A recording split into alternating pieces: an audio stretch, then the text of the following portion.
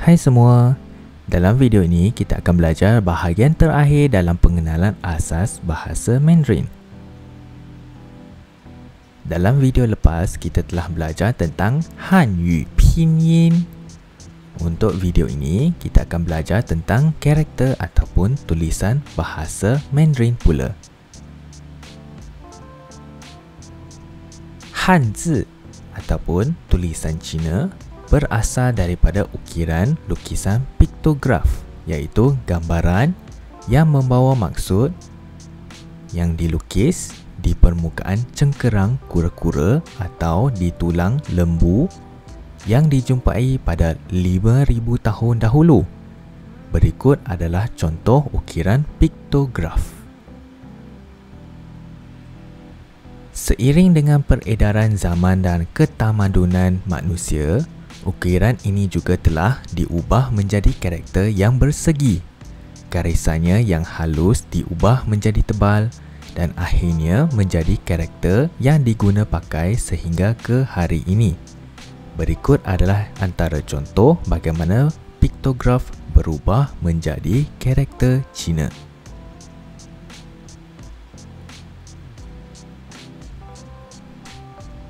Untuk menulis karakter Cina, terdapat caranya yang tertentu. Coretan karakter Cina dipanggil Bihua. Terdapat 8 coretan asas, iaitu: yang pertama, coretan melintang. Ditulis dari kiri ke kanan. Kiri ke kanan. Coretan ini dipanggil heng. Heng. Coretan yang kedua ialah coretan menegak. Ditulis dari atas ke bawah. Atas ke bawah. Atas ke bawah. Coretan ini dipanggil shu. Shu. Yang ketiga, coretan condong ke kiri. Ditulis dari atas ke bawah. Dari atas, condong ke kiri. Coretan ini dipanggil pie. Pie. Yang keempat, coretan condong ke kanan. Ditulis dari atas ke bawah. Coretan dari atas, condong ke kanan. Na. Na. Yang kelima, coretan titik condong. Sama ada kanan ataupun ke kiri. Sama juga seperti na ataupun pie tadi, bermula dari atas dan ke arah kiri ataupun ke kanan. Coretan ini dipanggil tian. Tian. Kemudian nombor 6, coretan berbentuk cangkuk. Ditulis secara menegak dan condong ke kanan sahaja. Heng kou, kiri ke kanan dan mempunyai satu cangkuk. Shu kou, atas ke bawah dan mempunyai satu cangkuk. Xie kou, atas condong ke kanan dan mempunyai satu cangkuk. Yang ketujuh ialah coret titik bermula dari bawah ke atas dengan condong ke kanan.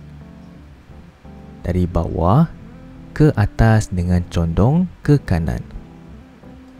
Dari bawah, condong ke kanan atas. Ini terpanggil T. T. Dan yang terakhir, coretan yang ke-8 ialah coret melintang bermula dari kiri ke kanan kemudian menghala ke bawah. Dari kiri ke kanan kemudian menghala ke bawah. Lagi sekali, kiri ke kanan kemudian menghala ke bawah. Coretan ini dipanggil heng, kemudian ce, heng, ce,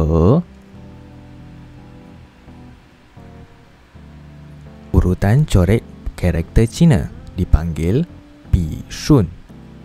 Bagi setiap tulisan karakter Cina terdapat turutan dia yang tertentu. Contohnya, tulis melintang terlebih dahulu kemudian menegak. Shi adalah contohnya. Dimulakan dengan heng kemudian shu. Yang kedua ialah tulis condong ke kiri terlebih dahulu kemudian condong ke kanan. Seperti perkataan tian. Di sini terdapat 4 turutan untuk menulis perkataan ini. Yang pertama heng, yang kedua heng, yang ketiga pie, dan yang keempat na. Yang ketiga pula ialah tulis dari atas ke bawah. Seperti san bermula dengan heng, heng dan heng dari atas ke bawah. Yang keempat ialah tulis dari kiri ke kanan. Contohnya perkataan ti. Terdapat 6 turutan ataupun langkah menulis perkataan ini. Bermula daripada kiri heng, shu, ti, heng je gou, shu dan shu wan gou. Yang kelima, tulis dari luar ke dalam.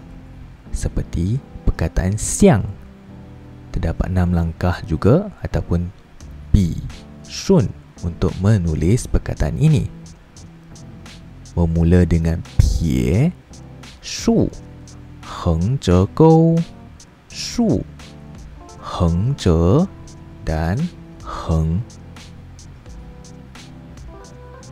Yang keenam, tulis isi dalam kemudian ditutup. Seperti perkataan tian bermula dengan shu, heng je, heng, shu dan heng.